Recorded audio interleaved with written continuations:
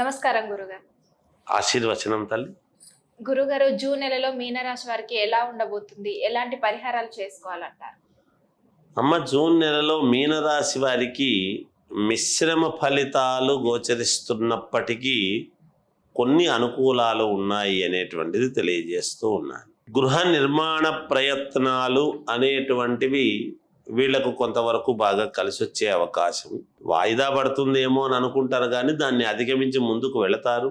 అలాగే వ్యాపారాలలో తొందరపాటు నిర్ణయము అనేటువంటిది లేకుండా జాగ్రత్తగా చేసుకుంటే గనక మేలు జరుగుతుంది.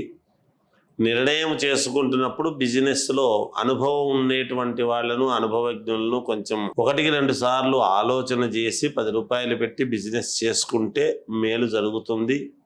కొన్ని సందర్భాల్లో కొంత నష్టాలు అనేటువంటివి తప్పవు, ఉంటాయి, కొంత నష్టపోతారు కూడా. మానసికమైనటువంటి ఆందోళనలు అనేటువంటివి ఉంటాయి వీళ్ళకు, మీనరాశి వాళ్ళకు.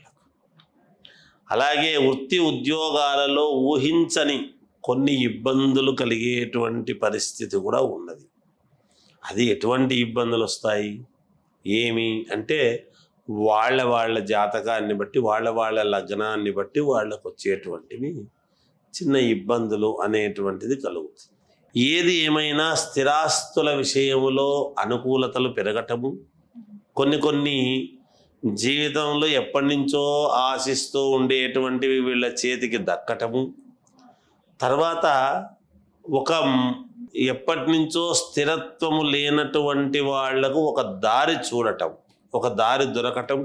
అలాగే అయిన వాళ్ళు వెనక ముందు పుట్టినటువంటి వాళ్లతో చిన్న సమస్యలు ఉండేటువంటి వాళ్లకు ఆ సమస్యలు తొలగిపోయేటువంటి ప్రక్రియ ప్రారంభము కావటము, ఎంత తిరిగి చేసుకుంటే అంత ఫలితము అనేటువంటి అభిప్రాయంతో బాగా తిరిగి చేసుకొని ఫలితాలు సాధించుకోవటము, అందరూ బాగుండాలి, అందరితో కలిసి ఉండాలి అని అనుకునేటువంటి విధముగా గనక వీళ్ళు ఉంటే మేలు జరగటము. ఎక్కడికి పోయినా ఏది చేసినా కొంతవరకు సఫలీకృతులు కావటము, వీళ్ళు అనుకున్నది అనుకున్నట్టుగా జాగ్రత్తగా ఆలోచనలు చేసి గనక ముందుకు పోతే అటువంటి దీర్ఘాలోచన చేసినటువంటి పనులు సఫలీకృతం వైపు నడక వేయటము, వీళ్ళ యొక్క అడుగులు అటువైపు ఉండటము, ఇవన్నీ కూడా ఉంటాయి. నిరుద్యోగులకు కొంతకాలము వేచి చూడక తప్పదు. కొంతమందికి వస్తాయి, ఎప్పటి నుంచో చేస్తూనే, ఇప్పుడు కొత్తగా అయిపోయి వెంటనే ఉద్యోగం కావాలి అనుకునేటువంటి వాళ్లకు కొంత ఆలస్యం కావచ్చు. ఒకటి. తర్వాత కంటికి సంబంధించినటువంటివి ఏదైనా చిన్న ఇబ్బందులు కలగటం లాంటివి, అలాంటివి కలిగే పరిస్థితులు రావచ్చు అనేటువంటిది ఒకటి. అనారోగ్య సమస్యలు అనేటువంటివి కాస్త ఏదో డాక్టర్ దగ్గర ఇవి వెంటనే ఉపశమనం పొందడం కానీ, ఒక ఇంజెక్షన్ వేసుకోవడం కానీ, టాబ్లెట్ ఇవ్వడం కానీ ఏదో జరుగుతుంది. ధన వ్యవహారాలలో మధ్యవర్తిత్వం అనేటువంటిది కరెక్ట్ కాదు. వీళ్ళు మధ్యవర్తిత్వం అనేటువంటిది లేకుండా ధనం విషయాల్లో వాళ్లకు వీళ్లకు మధ్య ఏదో నేను ఉంటానులే అనేటువంటి వారధి వ్యవహారాలు చేయకుండా ఉంటే వీళ్ళకే మేలు జరుగుతుంది. మిత్రులతో అకారణముగా కొంచెం కలహాలు కలిగే పరిస్థితి రావటం అనేది కూడా ఉన్నది.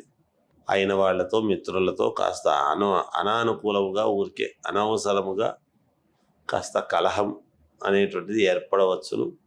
ఈ మాసము చివరిలో ధనాదాయము పెరగటము, ఆదాయం పెరగడము, మానసికమైనటువంటి ప్రశాంతతతో ఉండడము ఇలా ఉంటుంది. విద్యార్థులు శ్రద్ధగా చదువుకోవాల్సినటువంటి అవసరము ఉన్నది అనేటువంటిది స్పష్టత చేస్తున్నాను.